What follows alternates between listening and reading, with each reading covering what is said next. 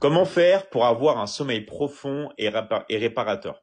Donc, si tu veux avoir un sommeil profond et réparateur, il faut d'abord se mettre en conscience et savoir que ce qui compte, c'est pas la durée du sommeil, de combien de temps tu vas dormir, mais c'est la qualité. D'accord? C'est comme à peu près la nutrition. Ce qui est important, c'est pas la quantité que tu vas manger, mais c'est après ce que tu vas assimiler sur ce que tu as mangé. Et il y a plusieurs manières d'améliorer vraiment sa qualité de sommeil. Parce que c'est ça qui est important, d'améliorer la qualité de sommeil. Donc, pour améliorer ta qualité de sommeil, tu peux faire plusieurs choses. Déjà, le fait de ne pas manger avant de dormir, juste avant de dormir.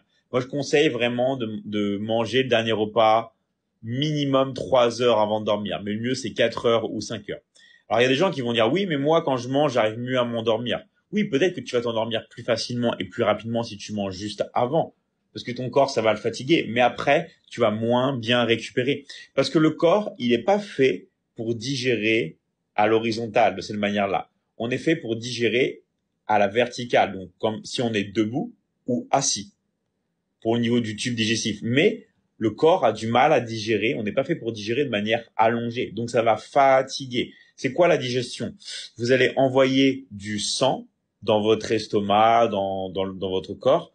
Et du coup, vous allez pomper votre cœur. Au lieu d'envoyer de l'énergie ailleurs, vous allez placer beaucoup d'énergie dans l'estomac, dans la digestion, parce que c'est quelque chose qui est vital. Donc, il faut déjà se dire d'une base, il faut à tout prix éviter d'être dans un état où vous allez digérer pour dormir. Ça, c'est vraiment la première chose. La deuxième chose, c'est de prendre une douche froide avant de dormir. Okay? Donc, c'est bien de prendre des fois les douches froides. Je sais qu'il y en a qui le font le matin pour se réveiller, mais c'est très bénéfique de prendre une douche bien froide juste avant d'aller dans son lit. Okay? Ça, c'est la deuxième technique à faire.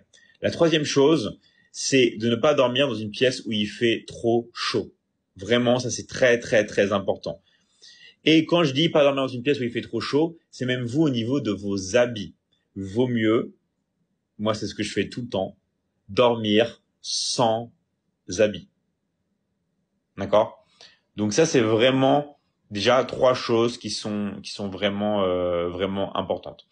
Ensuite, quatrièmement, ce que vous pouvez faire, c'est visualiser. C'est-à-dire que juste avant de dormir, c'est-à-dire que quand vous posez votre tête sur votre oreiller et tout ça, vous vous concentrez et vous partez dans votre imagination.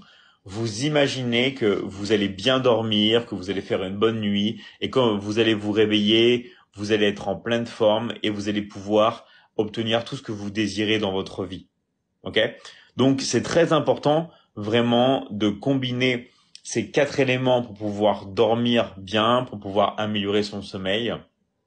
Et après, en 5e chose que vous pouvez faire en bonus, d'accord? Moi, personnellement, c'est ce que je fais et ça marche vraiment bien, d'accord?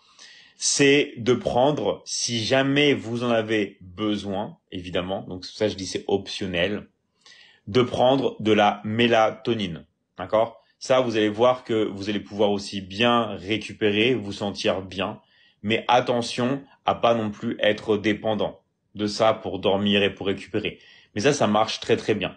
Si vous n'avez pas, vous pouvez aussi prendre du magnésium avant de dormir pour l'assimiler bien, tout ça, mais le mieux c'est vraiment de la mélatonine. Donc vraiment, faire ces 5 choses-là si vous voulez avoir un meilleur sommeil et mieux récupérer.